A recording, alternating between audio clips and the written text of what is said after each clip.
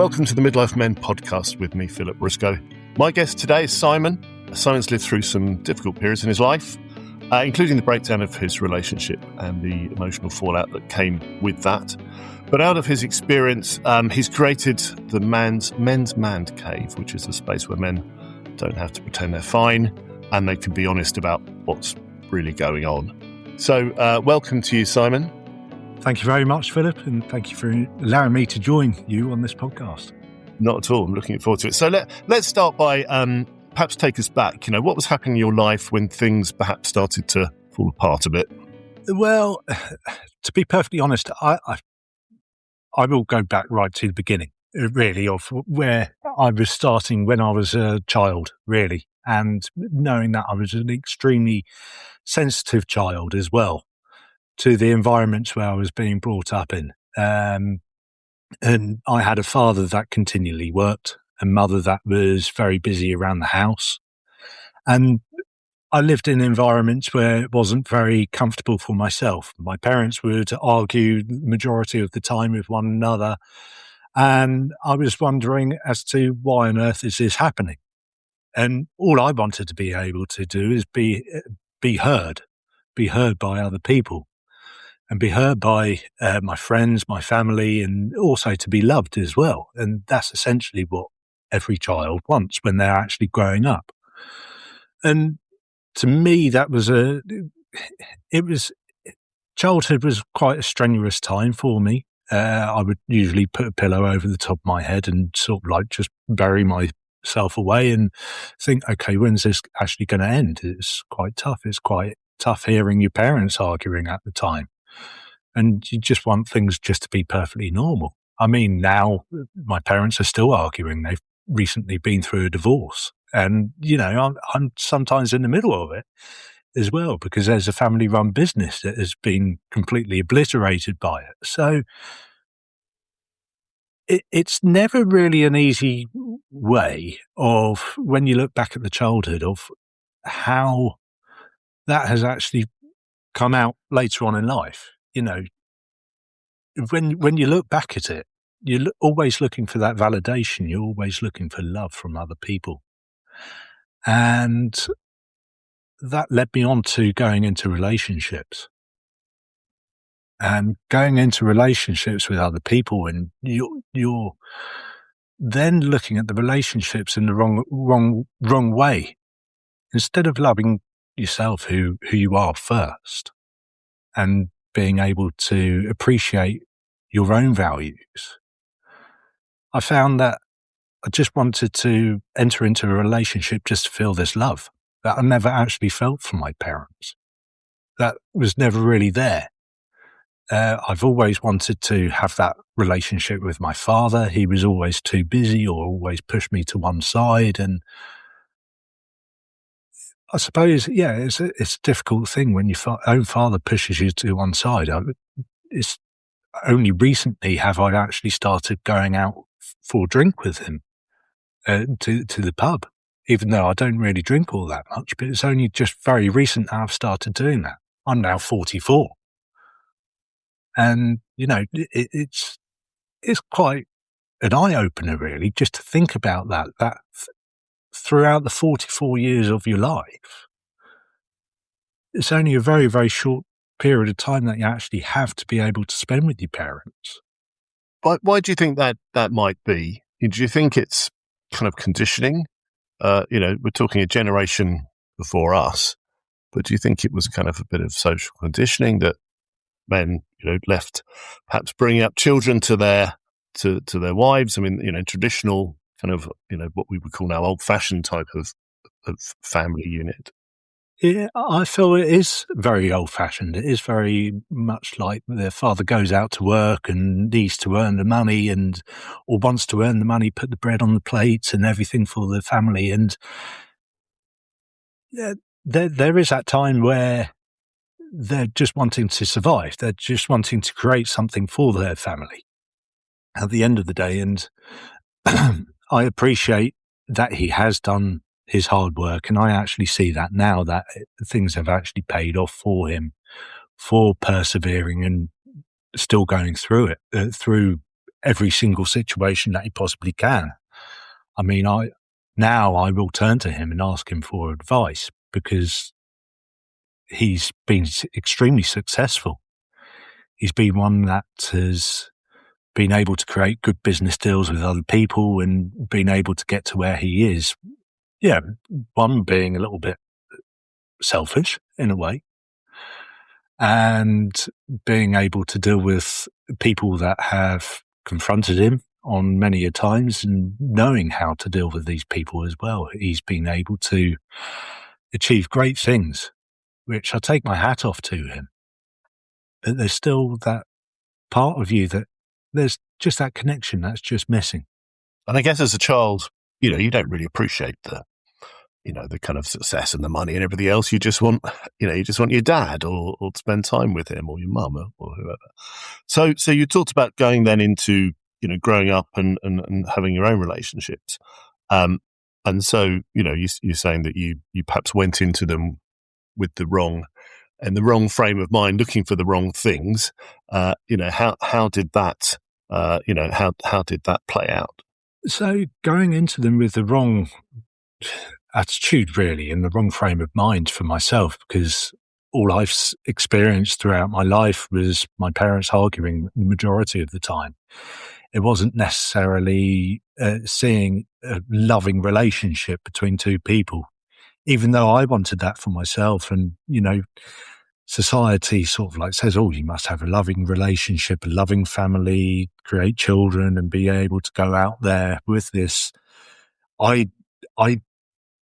ideal family. And when you get into the relationship, you soon realize, okay, this isn't all that it seems. And yeah, I had children very early on when I was 27. I had my first son. He was born, and really the flags were already there, the red flags saying to me, don't go further forward with this relationship because she's pushing you to one side. She's not ready. She's not ready to have a relationship. But I wanted that family unit there. And the red flags were she was just more or less pushing me to one side, blocking all communication and everything. And that was tough. Do you think you were trying to create what you didn't have growing up? Do you think that was one of the drivers? Yes, very much so. Yeah, it was because I just wanted that family unit. I wanted that fantastic family unit that you see on television and films on occasions. And,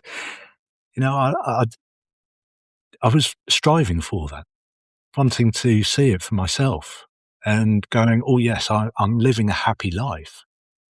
And, yeah, things did become extremely stressful for me. I went through, she moved in eventually with me, but things became extremely stressful where I was diagnosed when I was about in my 30s of testicular cancer. I went through that. That was a horrific time for me, going through that and actually experiencing it. You think your life is going to massively fall apart then. You don't know what direction you're going to be going in if you're going to be having to go under chemo or radiotherapy for a long period of time. Fortunately, I didn't because it was benign. But it's a scary moment. It's a scary thing to actually deal with. And was there, do you feel that, if your relationship isn't built on strong foundations, then it becomes even more difficult to deal with additional dramas or traumas in your life? Oh, absolutely. And I mean, we bought our first house and I was very, very busy with dealing with the house at that time, with renovating it and making it livable. And there was a lot of stress going on between us, between the relationships as well. And there's the things with dealing with money and being able to really direct ourselves in a certain way that we can work together as a team. But we weren't actually bonding. Like you said, the foundations weren't there. And so I guess that relationship didn't end or it ended. It was, in separation. How did you, how did you manage that, emotionally, practically? Did it, especially, had you recovered from, or had you been given the all clear from the cancer at that point? Well, I was going under surveillance for 10 years. So it was constant blood tests and making sure that nothing was coming at her back, constant x-rays, etc. That was going through. So the hospitals were fantastic as far as that goes. Yeah, when the relationship actually broke down between us, it was a very tough time. And at that stage, I was almost in the stage of just wanting to end life myself. I didn't feel right. And I took a large overdose when the relationship came to an end, because I was thinking, hold on, I've put all of this work in, all of this effort into this, building this relationship, building this foundation. And then suddenly it just is obliterated just like that. And you start questioning as to why. Is this me? Is this something that I've done wrong? And you start blaming yourself. You start looking at different situations and the self-blame starts kicking in, thinking as to, okay, why are these things happening to me? And in a way, I tried to build myself up from that instance and ended up going into other relationships that also broke down suddenly. And I think, okay, no children involved, fortunately, in those relationships. And then you fall in love with somebody and the relationship breaks down again. And you think, okay, why does this always happen with me? Why is this on a repeat cycle, time and time again, relationship after relationship not actually working? Did you have any support? Can I ask you, did you talk to anyone at the time, or did you seek, external advice or support? I went to go and speak to somebody at one moment, and it didn't really resonate with me at the time. Nothing really resonated for me with the support that I was actually seeking. And it was until my second to last relationship that I was actually in that I started going into spiritualism. And spiritualism, okay, some guys would probably turn their head away from it and go, oh, that's a bit too woo-woo for me. But in a sense, it actually gave me a reconnection to who I am. And it wasn't a sense of being judged by anyone. It was a question of being able to relax and just be in the moment and just be centering yourself to the time that's most important, the here and now. And I still hadn't dealt with everything that was going on in my head at all, and still hadn't dealt with all the challenges that I'd been experiencing prior to that. And somebody came along with a daughter as well, and ended up falling back in love with this person and having a great time together, got engaged and everything. But I hadn't yet done the own building work on myself of actually finding out what I wanted in life. And I looked, and the relationship was fantastic that I went into. And she moved in with me. We renovated my house. And then her parents decided, okay, let's buy a big house that you can all move into. And something in me just was going along with it. I don't know why.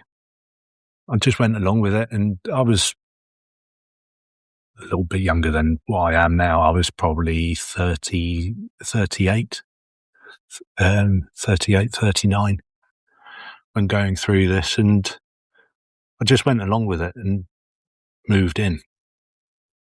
I had a daughter with this person. I moved into the house with her parents, but something didn't click. Something didn't feel right within me. And started taking large amounts of ibuprofen, paracetamol, feeling extremely suicidal at that time. When moved in with the parents, I was being belittled, being called, "You're not good enough.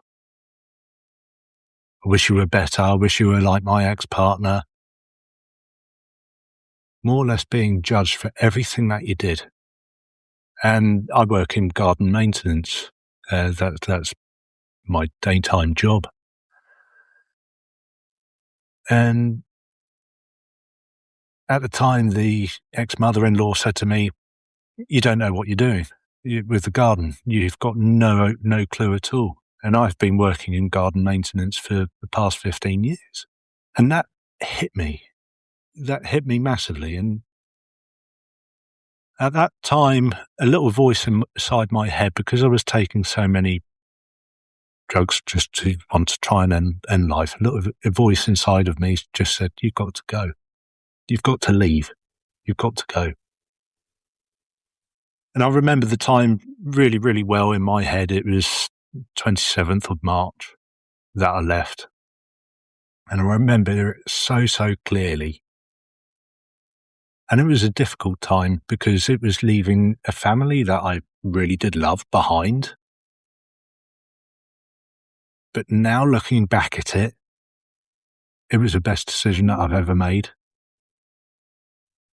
I don't look back at it in a bad way at all. I look at it that I've become a lot stronger to where I am now.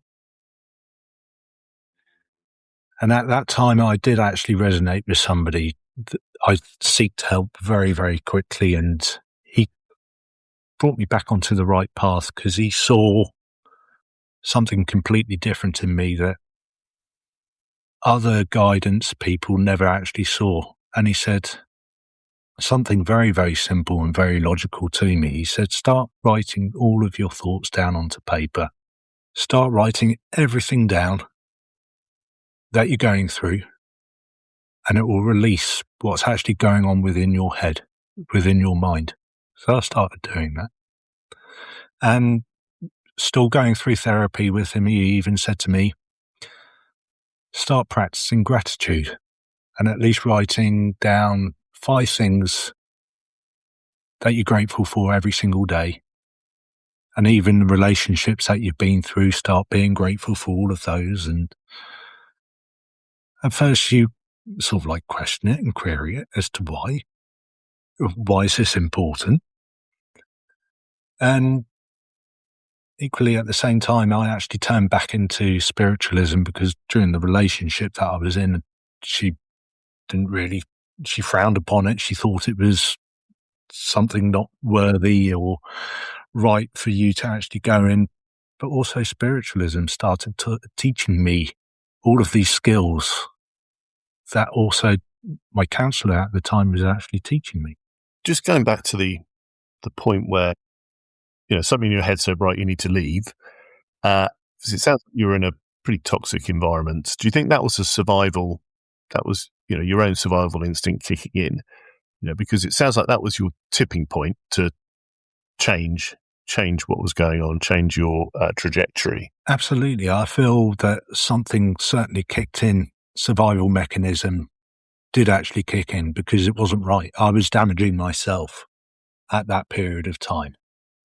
And yeah, there could be the thing of people that go on the spiritualism route that could say, yeah, it was your spirit guides. I don't know how many people believe in that, but I do believe in it. And it's a thing that I tend to look back at now and think, yeah, perhaps it was somebody actually putting out a hand to me and actually lifting me out of this big hole that I was in, lifting me away from the bars that I was trapped behind. Because you do tend to feel a little bit trapped. You don't know what direction to go in until you actually start talking and start speaking out to somebody about what you've actually been through. Yes, many men I speak to on this podcast, almost all of them say it's very difficult to do this yourself. You know, you do need some help. You do need to talk to somebody, the right person in the right situation. Let me just ask you, because people listening to this might not know, they might have heard of spiritualism. You know, they might not really know what that means. How would you, define it to people when you talk about, finding spiritualism? Okay, spiritualism to me is really looking at your inner soul, looking at who you are on the inside. Yeah, it's another way of sort of like just dealing with what's actually your emotions that are on the inside, but also looking that you're also connected to everything that's around you. And spiritualism helps teach you that there's an energy that's all around us. And I tend to feel that, okay, there's a loving energy, because everything, if you have a look, everything is made out of love. Everything is love. So spiritualism gives you that sense of being able to be at peace with things in your own mind. And it also gives you a strength that you're not the only thing that's just out there. There's a lot more out there that can actually support you and help you feel balanced in a way. I mean, with spiritualism, they sometimes teach you to meditate, or sometimes just teach you just to be in the here and now, just to be in the moment, which is that here and now. Eckhart Tolle mentions about this, being in the here and now and just being in the only moment. Because the past is the past. We can't change it. The past has built us to where we need to be. And how do you, if you're in a situation where you're feeling pretty desperate, you're talking about finding spiritualism is a source of great help, especially in kind of in instances, situations where you don't feel in control. How do you even start going about adopting any sort of spiritualism? Do you read a book? Do you go and do a course? Do you go and how do you actually start to understand more about it? So I was seeking for answers. I was looking for answers as to why relationships were failing for me and what was actually going wrong. So I went to a spiritualist church. They're dotted around the country. It doesn't mean that they actually are preaching God. They take in anybody that wants to find out a little bit more about life. And it gave me a sense of actually connecting that, or actually realizing that there's more to life than just as what is in front of us. I mean, the thing of knowing, okay, your loved ones still are alive, even though they've gone to a different level. They've actually passed, but they're still there and still supporting you, gives you such a great feeling within you that life still moves on.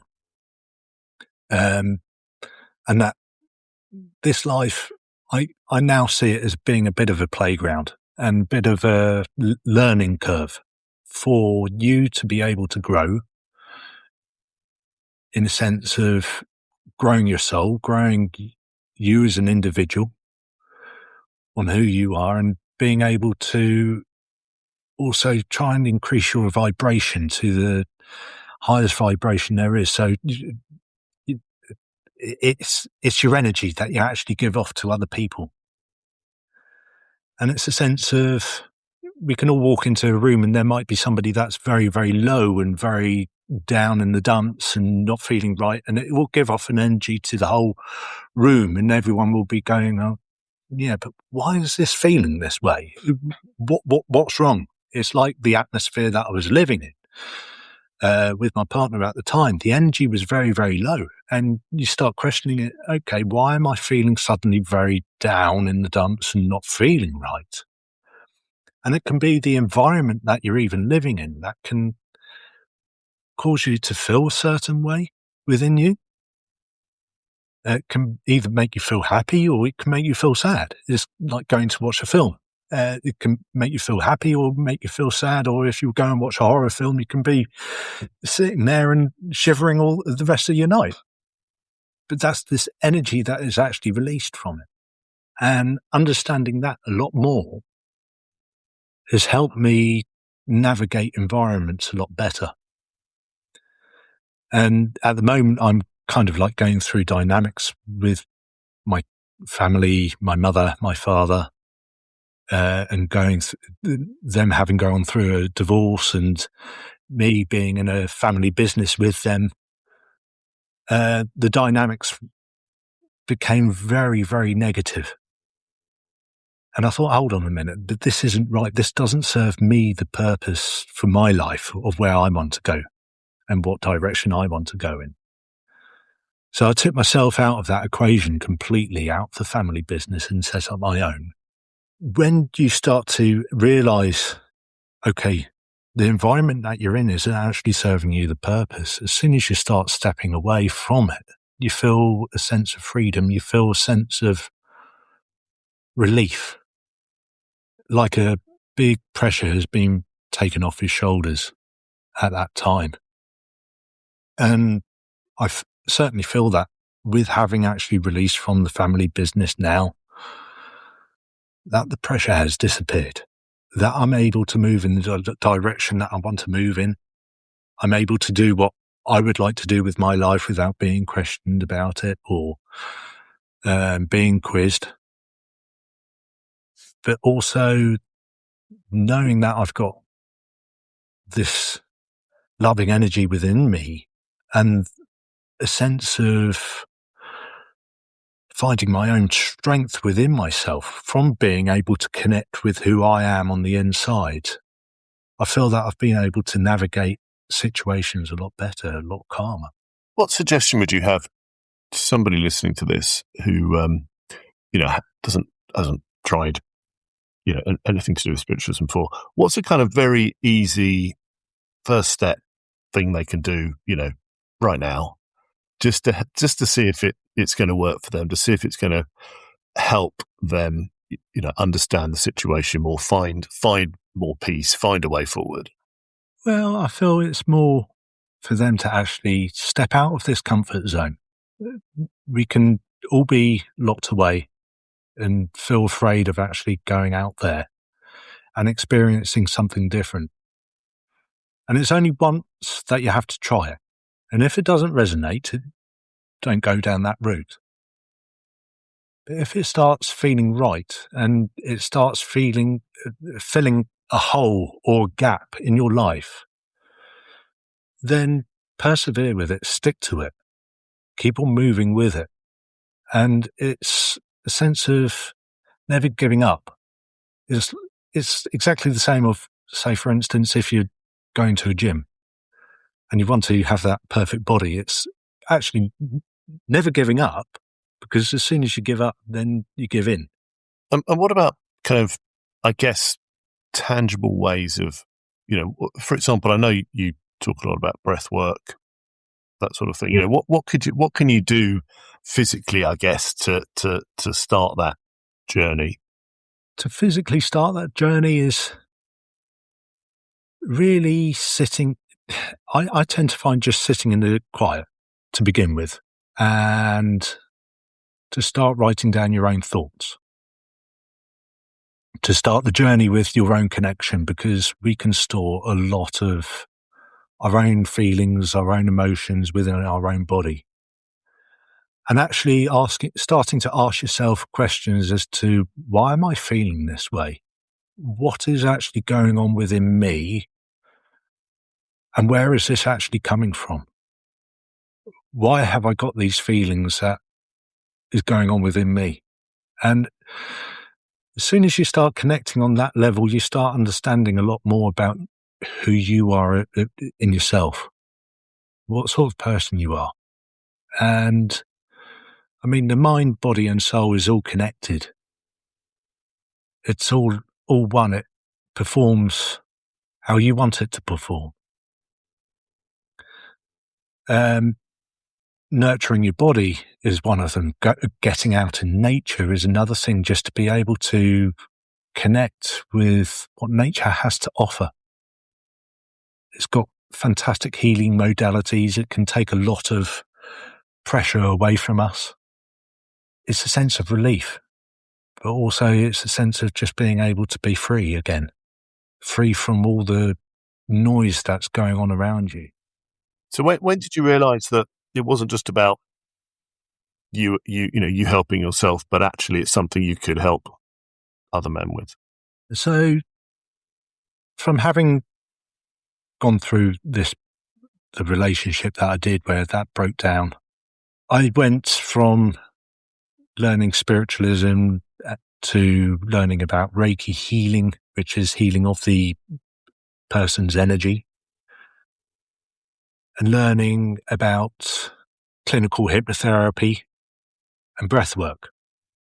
And to me, I thought, okay, there's something that I can actually offer other men out there to be able to help them to be able to connect with who they are on the inside, to bring them back to themselves, to actually see that they can actually build up their own strength and their own power, their own resilience, to be able to get to where they want to be in life. And having learnt therapy myself, my tutor actually said, it's about teaching people of how to become their own best therapist themselves. And as soon as you start learning the techniques and the tools that are out there to be able to navigate life's challenges, you find that the challenges that you are faced with becomes a lot easier to deal with. For instance, just being able to resonate with your own breath. We tend to forget that's a life force energy, our own breath. It gives us the sense of peace there and then. As soon as you start focusing on your breath, you come back to the present moment. As soon as you start realizing your own 5 senses that you have, you start connecting with just present moment. Because if we look too much in the future, that can create a sense of fear, a sense of, okay, I'm not so sure if this is going to work, you self-doubt. And then if you're too much in the past, you've got all of the stories going on in your mind to thinking, why has this actually happened to me? What's going on? Why am I in this situation now? But as soon as you start connecting to the moment now, there's nothing else that's important. Does that help with decision making? Does that help with, finding ways forward, finding resolutions to problems you're having? I certainly feel it does, because you tend to not over question things. It brings a sense of clarity. It brings a sense of, okay, you ask yourself the question, what direction do I need to go in? The answer does come to you. The answer comes in the right way. And if you're able just to silence the mind a little bit, and it's not the question of getting rid of every single thought, it's a question of just being able to quieten the mind a little bit. And that first thought, or the first feeling that you have, 9 times out of 10, that can be the right feeling to steer you in the right direction of where you need to go in life. And it's gaining that clarity. And I tend to find that if I'm going in the shower, that I sometimes have a cold shower in the mornings. And that also brings a sense of, to bring me back to this moment, back to the moment where I need to be, feeling aligned with who I am.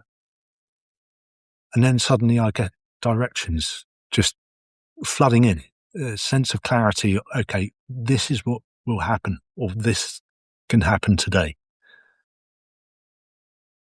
And you tend to jot these things down, and your day feels calm. It feels less stressful. It feels that you're able to connect with it a lot better.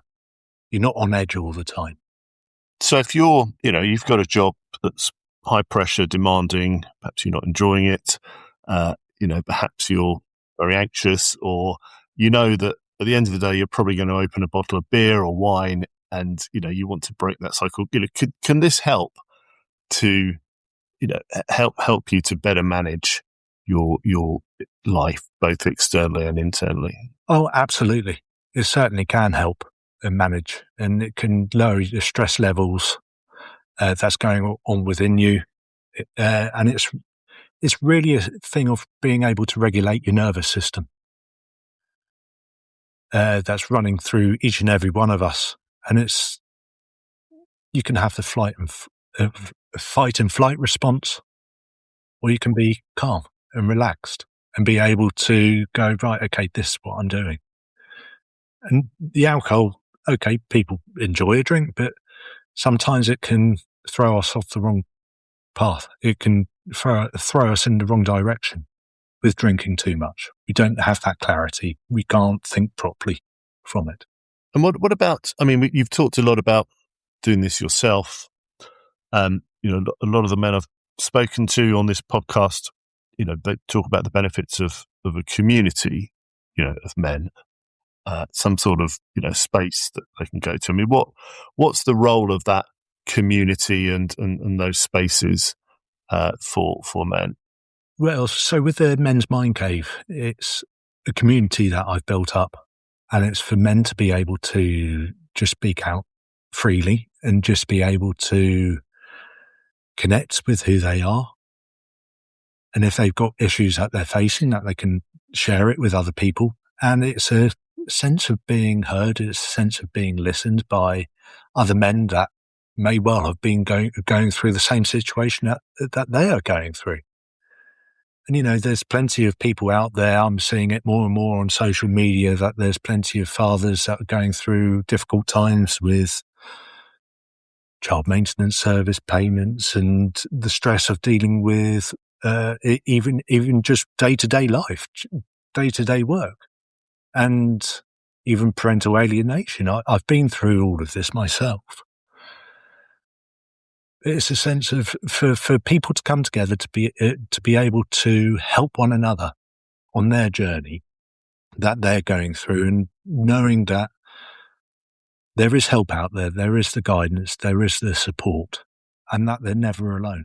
I think that's one of the most powerful things, isn't it? Because so many men who haven't spoken out or just keeping it hidden inside do think they're the only person going through this, and that no one else will understand, so they don't talk about it. Yeah, no, absolutely. And that most men are afraid to actually deal with that. But as soon as you start speaking out, something lifts within you, and you feel a sense of, okay, this is now feeling right, because you've been able to speak about these emotions. The emotions that are trapped within your body starts to actually lift. And you don't even need to talk about it. You can remain off camera. And it's a thing of even just connecting with your own breath can do so much for you to help you feel calmer within yourself and to help you feel relieved. And yeah, I very much like the breath work that I help people with. Well, some of the things that men are suffering from when they join your group.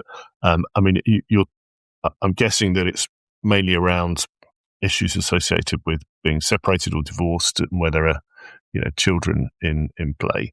So there must be some common themes that you see that men are, suffering from when they come and see you. There's the things of daily stress, being able to manage that. There's relationship breakdowns that a lot of men are going through currently, and I've seen it more often, even with the younger generation now. There's quite a few of them questioning as to why their relationships are breaking down all the time. And yeah, they're connecting with me, and they're seeking the guidance that I can provide to them. And it's only a sense of guidance that I can only provide. But yeah, does help them. Does help them massively. And what do you find is, how are men responding once they get involved in either, the spirituality or the breath work or just coming together as a community? I mean, do you see do you see progress? Do you see a change? You certainly see a change within them. You see from the start to where they're actually going to, you see every time they feel a lot stronger within themselves. They feel more empowered. They've got a direction. They've got something to actually focus on. And I'm getting good feedback from the people that I am actually dealing with, that they actually are sensing a bit of freedom within them, that they're not actually looking on the outside for the validation, that they're actually looking within themselves for their own validation, that they are capable of being able to achieve great things in life. And I love being able to teach them that they can do anything that they'd like to do, and it's a question of not giving up at all on yourself. So for men listening to this right now who feel like they're alone, they're going through their own issues around perhaps relating to potential separation from their partners, the children might be involved, and they just don't really know what to do. They feel completely, as you said, behind bars or bottom of a well. What would you suggest? What can they do? What would be something they could do to just help in that scenario? I think it's a sense of knowing that they're not alone, and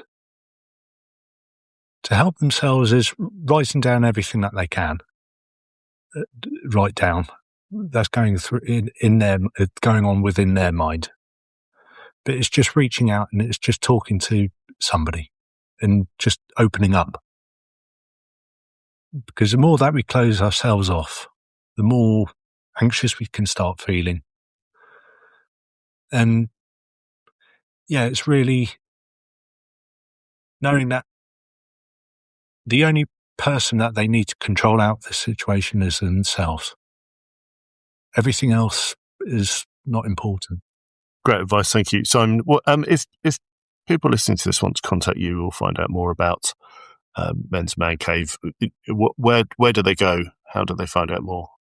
So they can find me at going to www.mensmindcave.co.uk, or they can come and find me on Facebook or Instagram, which is Men's Mind Cave, or on both platforms. Brilliant. Okay.